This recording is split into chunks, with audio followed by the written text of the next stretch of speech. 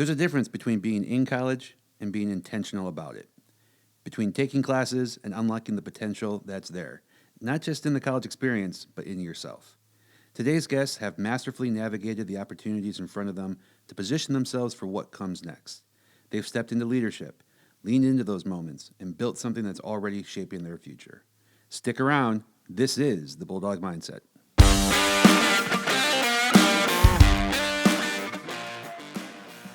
Welcome to the Bulldog Mindset, the podcast about learning, leadership, and the academic experience that shapes life at Gardner-Webb University.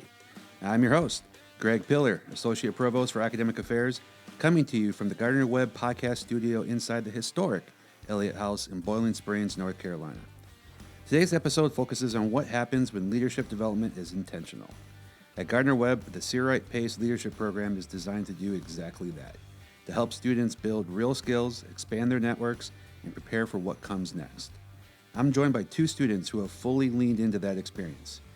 Leyva is a business management major who has taken on leadership roles across campus, organizing initiatives and bringing people together.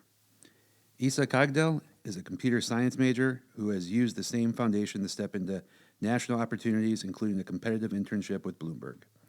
Two different paths, but both shaped by how they've engaged the Searight PACE Leadership Program. Today, we'll talk about leadership, intentionality, and what it looks like to truly maximize the college experience. AJ, Issa, welcome to the Bulldog Mindset. Thank you for having us. Well, let's start with setting the stage for both of you. Set the scene for us. Who are you right now at Gardner-Webb? What are you studying, and what are you involved in? All right, so I'm a senior, and you've said it. I'm a business management major, and I am the president of the Searight PACE Leadership Program. My college experience started with the summer leadership program that is led by Micah Martin, the director for the Center of Personal Development. It was a very great experience. It was a very good networking opportunity. It was about me and 23 other students, and we all learned very valuable skills that gave us a head start into the college experience. So when we finally did start college, we had those familiar faces to see around campus and stuff, and it just gave you a really good foundation for your success as a student, as a college student. Issa, how about you? Yes, I'm Issa. I'm a current junior at Gardner-Webb, a computer science major with a minor in cybersecurity. I was able to kind of get involved with the PACE program through a program. I think it's now discontinued, but Men of Impact with Ryan, Eric, and Lawrence Taylor, both of them. And it was one day I went to an event because we had to have 3 events done for a semester. I had my 3. I was like, I don't want to go to this event. I'm tired. I said, I have nothing better to do. I went. I got a chance to meet Reverend Searight. He introduced me to Dr. Nick Benabor. From there, I was able to participate in the program all throughout. I didn't get to do much in my freshman year with it, but all sophomore year, I had chances to participate in the program. That was great. And then from there, that program introduced me to Management and Leadership of Tomorrow. And that is basically a career prep program. It's amazing. I recommend anybody who's business, tech adjacent, finance adjacent, consulting, anything like that, please join it. And then from there, I was able to go to San Francisco, do a whole bunch of great things, join a different program called Color Stack. That's how because everybody there knew each other kind of from Color Stack and other larger schools. I didn't, so I joined Color Stack, hoping to try to get a chapter started here on campus. And then, doing that. And then, of course, involved in some more things extracurricularly, but that's mostly me. Well, I'm excited to get into talking about PACE Searight and some of those specific experiences that you both have already sort of noted. Before we get too far into that, I'm curious to get to know a little bit more about you, both of you, and your experience coming into college and then the time here. So coming into Gardner-Webb, your first year, no doubt you came in with some expectations of either, one, what college was going to be like, and two, what even Gardner-Webb was going to be like. Can you talk a little bit about what perceptions did you have, or what did you think it was going to be, and how, if at all, has it changed since that first couple days on campus? I'd say I kind of came into the tour with the mindset of it is what you make it. Okay. And that's been nothing but proven right to me so far, I feel like, throughout throughout my experience with stuff I've done and stuff I've seen my friends do, stuff AJ's done, everybody I know, it really is just what you make out of. If you come to it with an open mind, you're open to new experience, that's what you'll get. If you come to a closed mind, that's what you get. And it also shows like character traits, in my opinion, and personality types. Like, I'm very rigid. I've noticed as a computer science major, one thing it teaches you is optimization. I've done that a lot throughout my life, whether it's in high school, I wake up at this time, I eat at this time. I go here, and I need to be in bed by here. I carry that same mindset into college with a little bit more fluidity, but they're kind of the same, and it does help you throughout the way. Right. So I came with a very skewered mindset for college. I was expecting, rainbows and butterflies and just expecting things to be easier than they were, especially for just coming from the background that I came from. You come from a low income area, a single parent home and stuff. You are not taught things that, maybe other college students may be taught.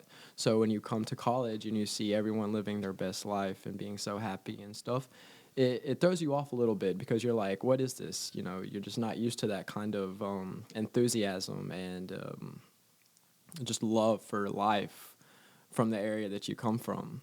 And so it definitely changed how I looked at college. And then going forward, I just started meeting new people, and they began changing my perception on college. And like Issa said, if you come to college with a closed mindset, you're not going to grow, and you're not going to change or make those new experiences that really develop who you are. Well, with both of what you said, that leads into my next question a little bit, and going back, Issa, to something you mentioned a minute ago, talking about that it is what you make it. And I've always, myself, when I went into college and going through college, as well as a mantra that I've heard over and over, and I continue to tell folks, is, college is an opportunity. There's nothing necessarily, automatic. Even when you get accepted to any university, there's nothing necessarily automatic. It's an opportunity, and it's how you maximize that. And so, Issa, you talked a little bit about this. AJ, I'm curious your thoughts as well. At what point did you realize you weren't just simply, this wasn't just put on auto? You weren't just going through college. You were going to be intentional about it, about whether it's the courses that you took, the experiences you chose to spend your time on. When did that kind of realization hit? Even if you've sort of had that coming in, when did that really sort of stick? So I'll start. My freshman year, I dove right in. I piled myself up with a bunch of clubs, and, I was also working at the same time about 35 hours a week on average. So I just was stressing myself out. When I piled myself up, I actually got to a point where I was tired all the time, and I started failing hard, to the point where I actually fell asleep driving. And I didn't get the charge, but regardless of the fact that I don't care to talk about my mistakes and my failures, but it does shine a light on the fact that, like Issa said, you need to carry those time management skills with you to college, because your health, your life, it's not a joke. You're supposed to take care of yourself and stuff. And so after I did go through that rough period of okay, I need to start taking care of myself and start doing better things with my life. So I cut back from the extracurriculars.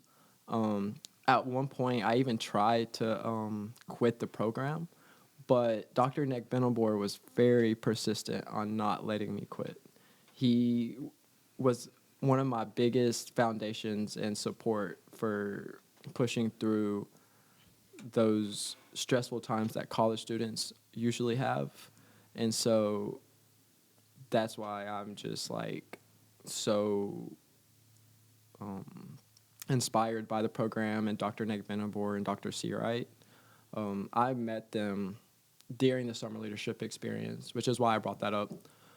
They were at a session that we had, and I didn't know then what I know now, and that was that these men could build my character. and they just completely changed my life. And so, props to them. For me, I'd say that intentionality kind of came from witnessing people who are older around me, who I was maybe friends with or I knew, and seeing what they were able to accomplish in college, and be like, okay, talking to them, what did you do to get here, X, Y, and Z? It's two people who come to mind. One, I was in a program called the Kappa League growing up. One of my friends, Broderick, his older brother, Devin, went to North Carolina Central University. And for him, he's been able to do phenomenal things. He was able to receive an NAACP award. He's worked with Kamala Harris. He's worked with Joe Biden. He's worked with Roy Cooper. And he's currently going to, I think, Cornell for law school and doing even more amazing stuff there. So it was one part that was looking at his journey to being like, okay, you were intentional with the steps you took along the way, not just pile stuff on to not just piling stuff on to make an accomplishment, but to say, hey, I want this goal, so I'm going to move like I want that goal. And the second person is Austin Phillips, my friend. I grew up with him my whole life. He was a Bill Gates scholar. He went to Duke. He was able to get a full ride at Duke. And he was a computer science major and computer engineering major, double major, like two incredibly hard majors at that. So seeing what he was able to do his freshman year, I remember, I'm not sure if he had an internship, but I remember him telling me he got to flew out to Beverly Hills with a friend he met there, and they worked on an app all summer. So he got to spend time in California. He currently graduated. He has, I think, 3 degrees, and he's under 23. He has one in computer science, computer engineering, and I think his graduate degree in computer science. And he's going to get a 4th soon, but he has 3 degrees under 23, living in Oakland right now, making Lord knows how much, and seeing the intentionality and the stuff he did and the steps he took, and being like, okay, talking to him like, how did you do this? How did you do that? So it was more so being just inspired by the people around me. Both of you have now mentioned a number of mentors and folks that have shaped who you are and that you've learned from. 2 names you mentioned that I wanted to come back to is Dr. Anthony Benabor, who helps to lead the Searight PACE Leadership Program and is one of our esteemed faculty and former dean in the Godbold College of Business, and then Dr. Searight, who's the namesake on the Searight PACE program. Can you give us a little bit about your introduction to the Searight PACE Leadership Program? Both of you talk about meeting Dr. Nick Benabor, but how did you even come about hearing about it and coming into it? Right. So during the summer leadership, we had that session, and Dr. Nick Benabor and Dr. Searight were both very explanatory about what the program was. And so after the experience ended, I applied for the program, and I got in, and they sent out an email about our first meeting, and then you just show up, see what it's about, and then go with it. Yeah, kind of around the same. Because I was able to meet Reverend Searight first through the Minute Impact Program, and me and him really talked because he's an avid reader. For those who may not know, he loves reading. I got off the phone with him probably 2 weeks ago talking about books, and it was that I am too. I think at the time I was heavy reading bell hooks. My favorite author, James Baldwin, Franz Fanon, Walter Rodney, Toni Morrison now more recently. And we were talking about books, and he said, hey, I have a program right here. Like, it'd be nice to join. Talk to Dr. Nick Benabor. I said, okay, cool. Like, it sounds enjoyable. Met Dr. Nick Benabor, sat in his office for about an hour just talking. He was like, hey, it's been great. And then I moved my sophomore year. It was when I really was able to get involved, participate, and see all the wonderful things. When you first got involved with it, sometimes it's hard to have expectations, especially when something's sort of new and introduced to you. But how quickly did it sort of hit you, or did you realize exactly what the program was? I think after we had our first event, probably our first community service event, did I realize what exactly it was.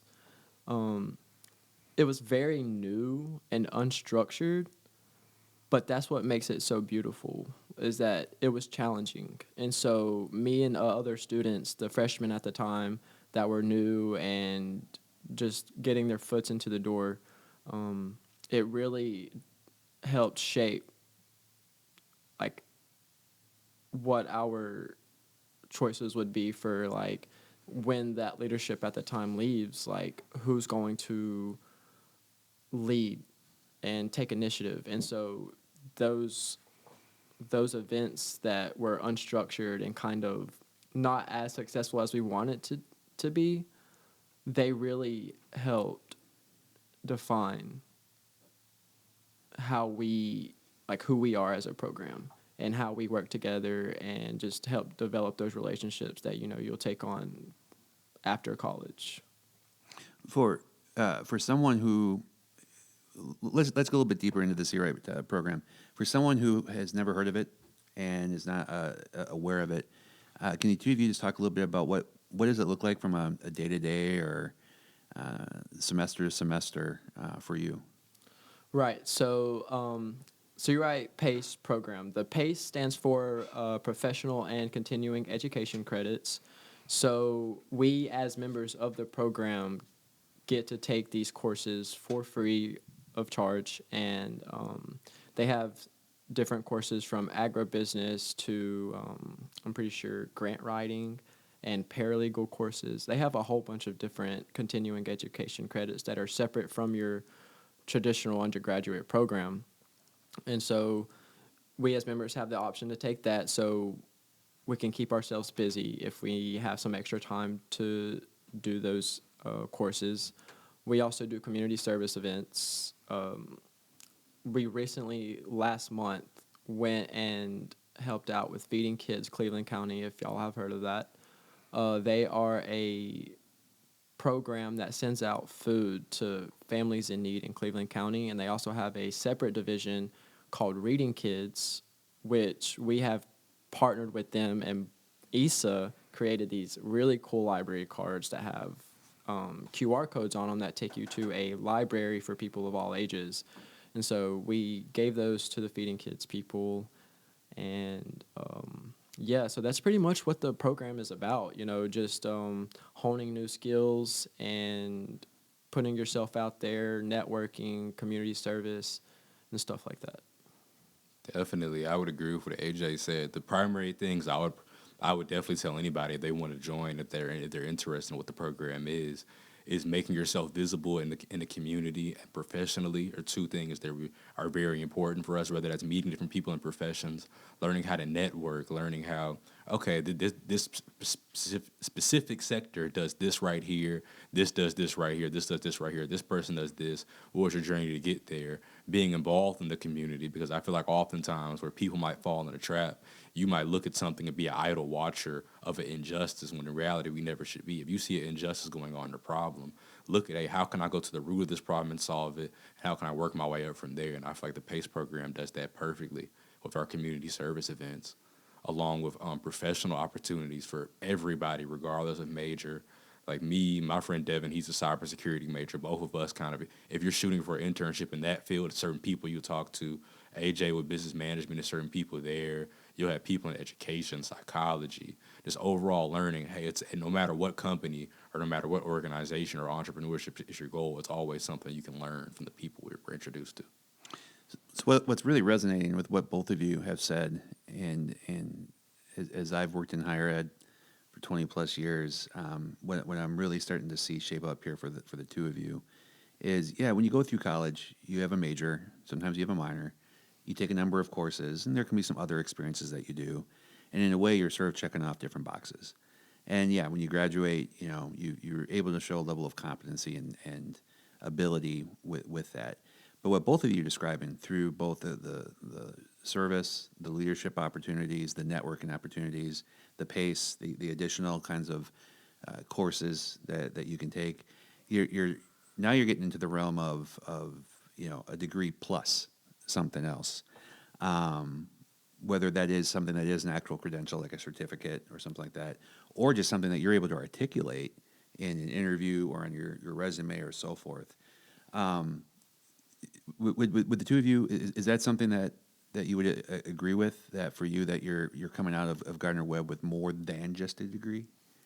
Definitely. I'd say the PACE program being a major opportunity for that, teaching me more networking skills and just overall helping me be active in a community outside of my own, as I do volunteer in Winston-Salem, Kernersville, the whole triad, Trade Forward, that whole area. But being able to look at things from a micro level in a local community, like I'll tell people when it comes to a political perspective, politics in a country town and politics in a bigger city is two different types of politics. Yeah. One being more close and intimate, and one being, okay, how can I handle these overarching issues?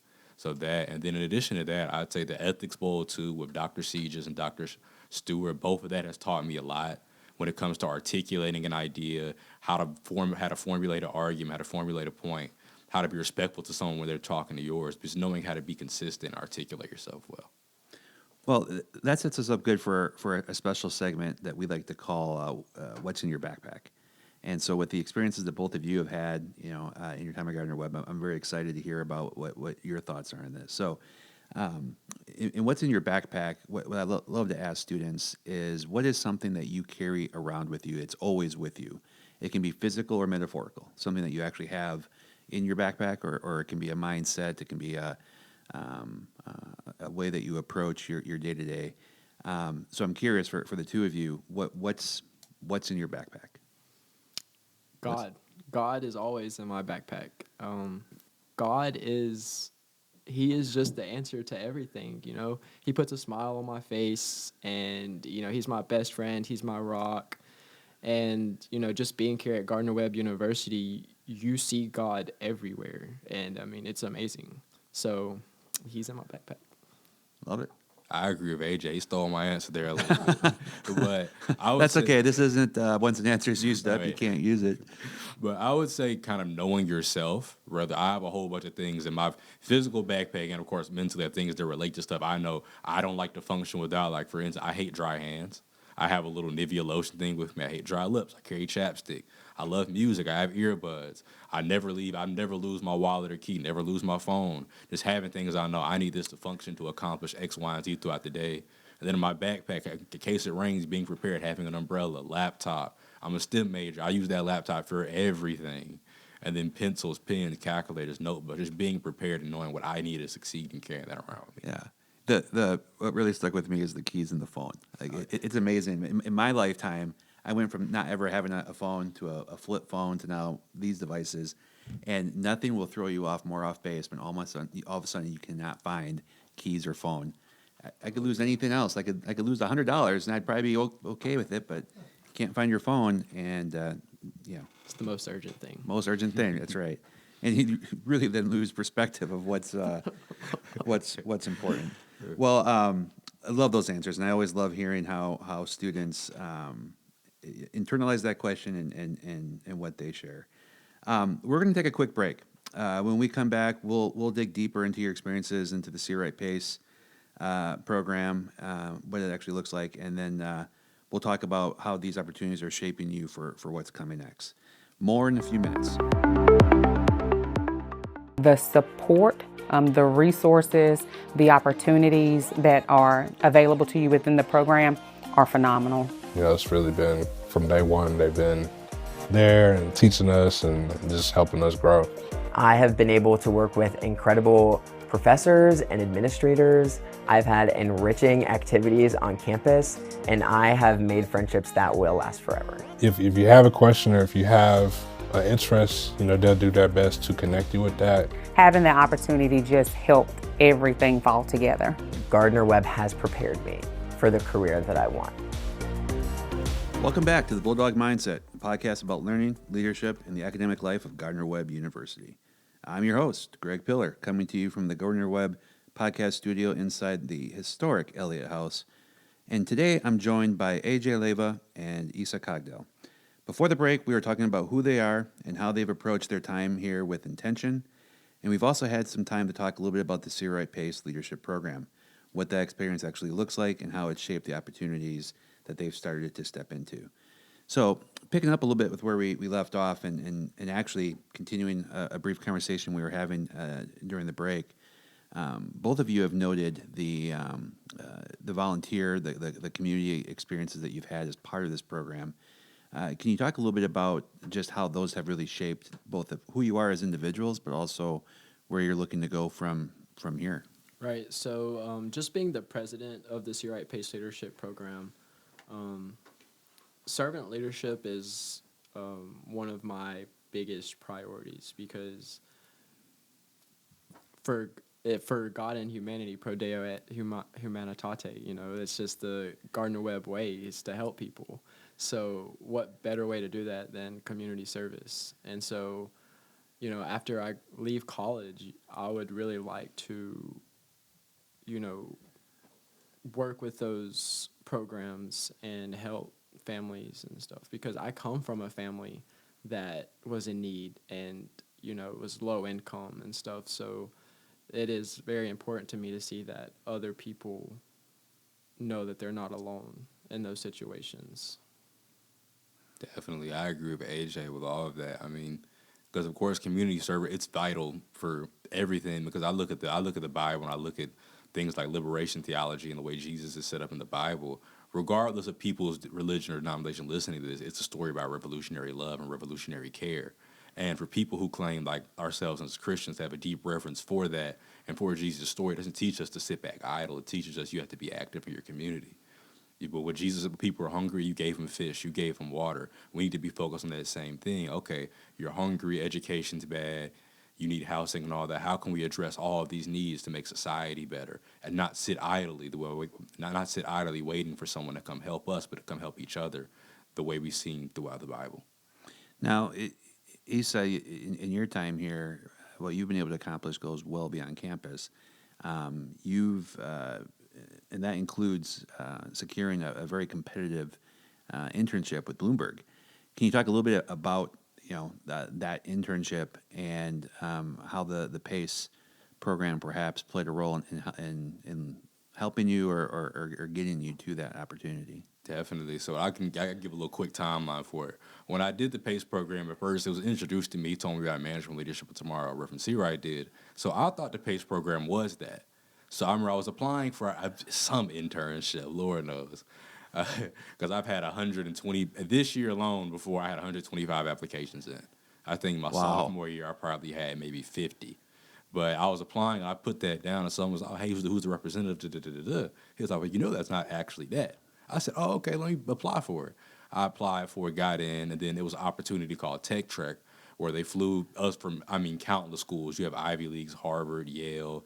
You have Southern Ivies, SMU, Wake Forest, Vanderbilt, places like that, HBCUs, NCAT, Central, WSSU, all of those people from all over, specifically African Americans and Hispanics, are going to San Francisco to learn and introduce the whole bunch of different places, Bloomberg, Deloitte, LinkedIn, and all of that. And that was a really eye-opening experience for me when I'd say from a job perspective, and seeing different people at different levels. You had people there who had internships all the freshman year with prestigious companies. And you have people who are internships with Capital One doing different things, quantitative finance, software engineering, seeing people from different goals, being a network and introduce yourself. And then even more, it helps you from a cultural perspective understand things. As a black person whose lineage does stretch to slavery, you're kind of disconnected from Africa in a larger sense of that diaspora. Meeting those people who are from Africa and have their parents they might be a second-generation American or a first-generation American. Your parents are immigrants. Learning that, okay, we're more alike than we are different. A Nigerian, an East African, a West African, Sudanese, you name it, just learning that, and okay, we're more alike than we are different, and feeling that kind of homogeneous experience just living together. And then, okay, you know this with computer science, you can help me with this. You know this, you know this, you know this. So just being able to take that experience and network and gain that overall networking was phenomenal. And then MLT, they connect you to all of those different partners. It's countless of companies, countless other events. And I remember I applied to Bloomberg. I applied for a research internship, actually, because I wrote a research paper previously for my computer architecture class on quantum computing. I wrote that. I was like, you know what? I kind of like researching. Let me apply for this. Did that. I got an email an hour after I applied saying, hey, we're deferring you to this one, employee technical support. It's IT. Your help desk experience is more than down your lane. I said, okay, cool. I went from my class that time straight to the library, recorded the video for it, and I was like, okay, didn't hear back. Heard back a month later, and it was like, hey, this is a prep call. You got the second round interview. This is someone at the time I wasn't at 125, but I know I was at 100 applied. So I was ecstatic. I was like, okay, cool. But when's the Zoom link? And he said, oh, there's no Zoom link. You're coming to New York. So even then, I was like, oh wow, I get to be in New York with this. This is amazing. So they flew me out to New York. I got to stay in Midtown Manhattan. I walked around a whole bunch of New York just waiting for it. It was freezing cold, but walked down. Never been to Times Square. I've been to Harlem, been to Brooklyn, been to the Bronx and all that in my previous times in New York. I got to be kind of more of a tourist, so going to Times Square, seeing that, They go into the Bloomberg office. For all of those who are here at Gardner-Webb, just to give you a sense of the scale, it's a floor. Imagine the whole first floor of Tucker, but just snacks. It's just, I mean, it's just. I tell people that was probably the funniest and coolest thing. It's just snacks, every snack you could imagine. It was that, and then the top floor. It took me after the interview, where I was able to overlook almost all of New York. You could see Manhattan, you could see Queens, you could see Harlem more down that way. You could see everything, Central Park. It was gorgeous. Then I was able to get a call back for a final round interview. I did that one in my dorm. I had my fridge in the back. Thank God I had a background; they couldn't see it, and I was able to do that final round interview. I asked questions for a good portion of it, just getting clarification on an internship, and then concluded. That was Wednesday. They called me Friday. Miss Jamila Smith, Mrs. Smith, shout out to her. She called me Friday, and she was like, "Hey, like, what are your thoughts about interning at Bloomberg?" I was, I love it. Like, this, I applied. And she said, "Well, congratulations, you got the offer." So on that spot, you don't have to tell me, accepted the offer. I was ecstatic. So that was kind of more of that process. And the PACE program, without that being that first initial step taken, I wouldn't have been able to get to that call. Wow, that is quite an experience and quite a journey. And it just goes to show too how at times we can get tripped up in our own mind with perception and whatnot, and I've heard it before too about Ivy League schools and this and that, but I would bet every day on a Gardner-Webb student or a student from schools I've been associated with competing side by side with anyone from any Ivy League or other institution. But again, it does come back to though you the individual, and again and how you've maximized and internalized that experience. AJ, you've taken on, you've really embraced taking on leadership roles as you've gone into the servant leadership, and you've talked about that servant leadership. Is there anything in particular that through PACE that you can point to that really seems to show up as you pursue these opportunities and as you move through your education here at Gardner-Webb? Yeah, just in my everyday relationships, I was very closed off as a freshman, and just very not very social. So after I became a part of the program, it just completely changed. I started to become more of a leader. I started to think like a leader, act like a leader. So then I started realizing that I'm not perfect and that, I have a lot of room for improvement, especially in my relationships with people. Communication is very important. Every word is an opportunity. I have a coworker that tells me that all the time, but it really is important because you never know when something you might say will make someone's day. You never know if something you might say is going to ruin someone's day. But either way, you want to be on the side that makes someone smile. And so the program has really developed my way of thinking and being like, I just want to be that person that makes someone smile, or at least give them a helping hand in some way, or whether that is just a friendly word or even a hug or a smile. That's how the program shows up in my life. Saying that you weren't very personable or people-oriented person in your first year, but now having this short time we've been together, I wouldn't believe. I'd say I don't believe you that you were exactly. But at the same time, I can't understand though the impact that the PACE program has had on the two of you. Well, this is where 30, 40 minutes go by really, really fast. So as we wind down our time, I want to talk a little bit about. I have some questions to get to looking at what's next for the two of you.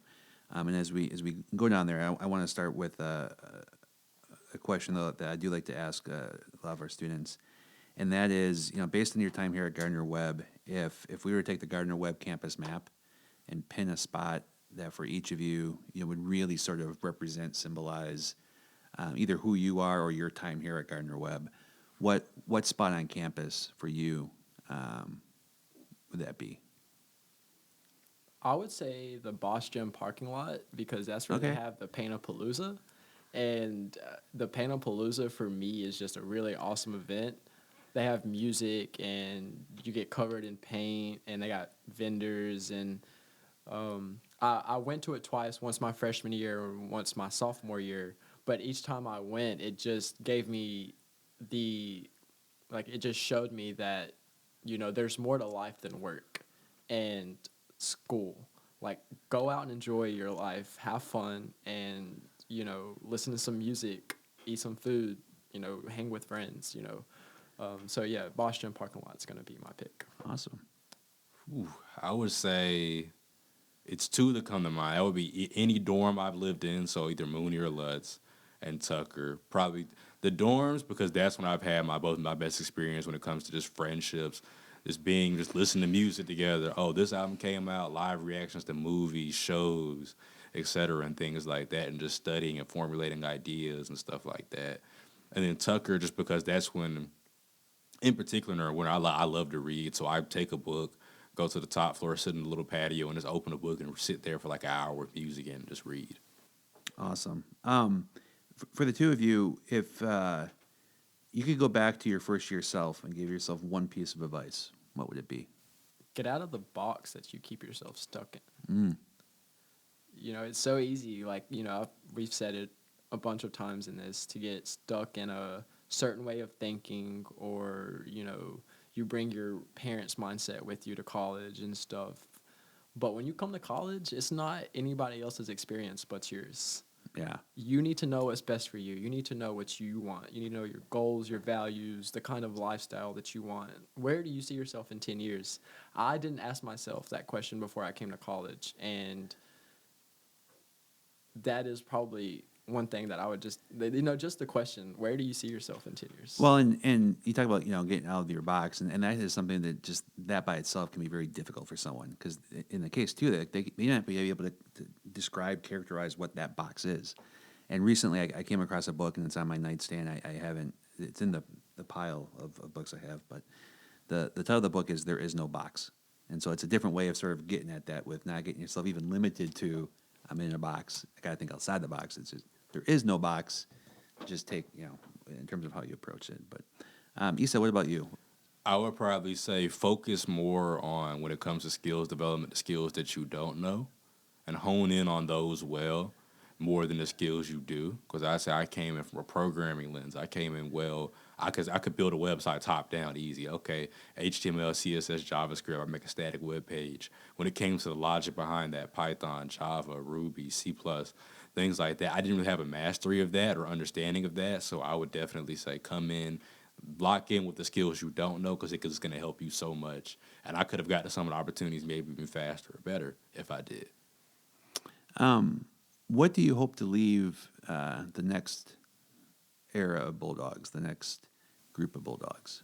I'd say I hope to leave them. It's I forgot who the quote was by in particular, but it's the best legacy is to be forgotten. And what that essentially means, you want something greater than you that isn't pinpointed to your name, but it's something that it benefits everybody so long as, like, who cares who made it? It benefits people. So that would be my main thing, just creating things that can benefit Gardner-Webb students down the line, in particular like computer science students.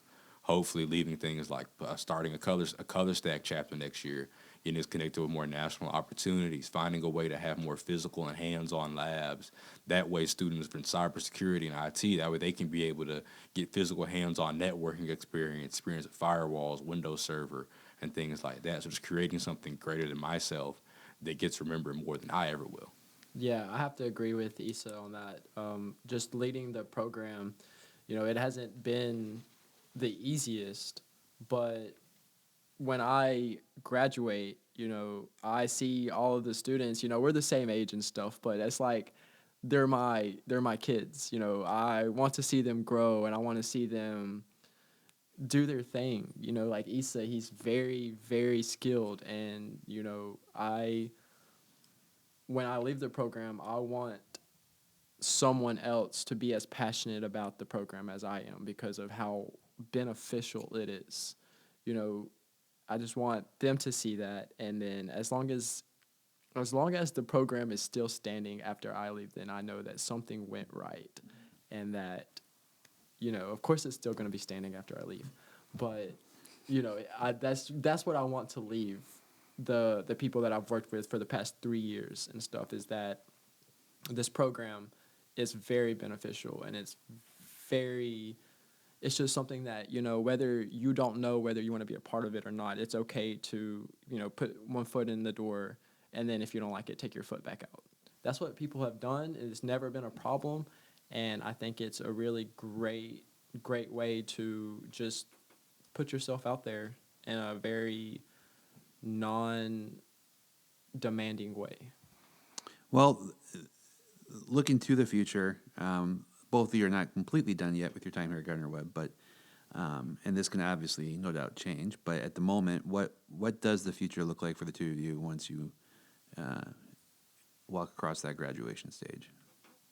I'd say at the moment, the future looks like hopefully getting a return off of Bloomberg, moving to New York, starting a career in New York, making an impact out there, hopefully moving up eventually to get to a C-suite executive level, like a CIO, CTO, and then have my own cybersecurity firm or own technology firm and stuff like that. So entrepreneurship and just overall evolving in roles and involving my knowledge of technology, and maybe even going to grad school. Who knows? Yeah, so grad school is definitely in my mind, but it's not going to be something I do right outside of graduation. I want to start a business, and I want it to be focused on holistic nutrition.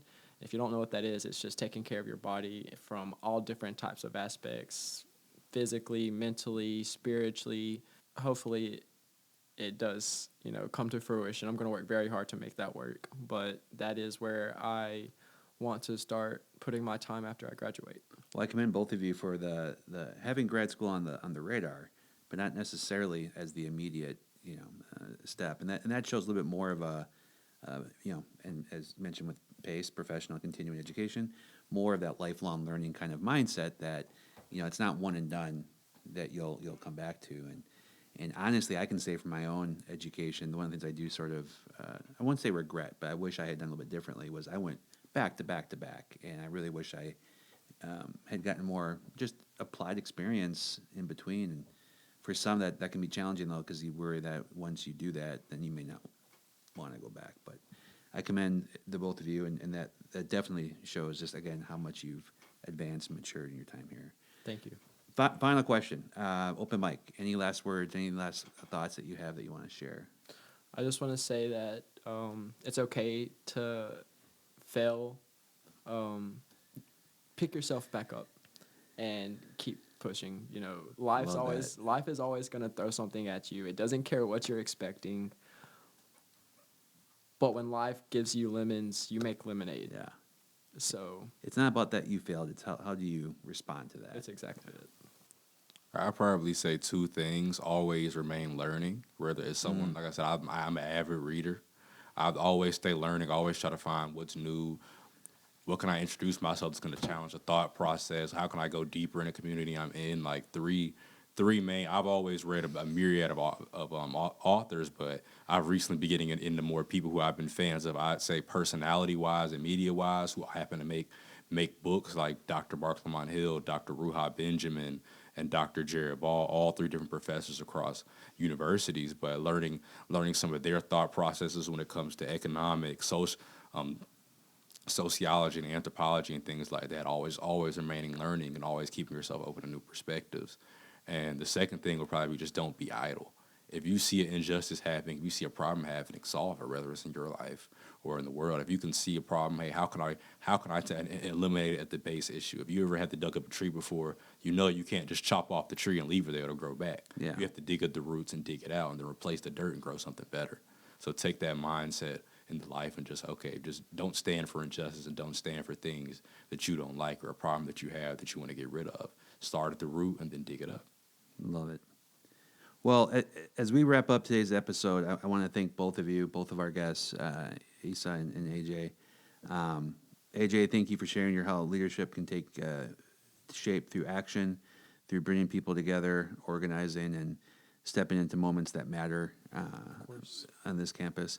And Issa, thank you for showing what can happen when some of those same experiences are carried forward into opportunities and that extend beyond campus and that begin to shape what comes next.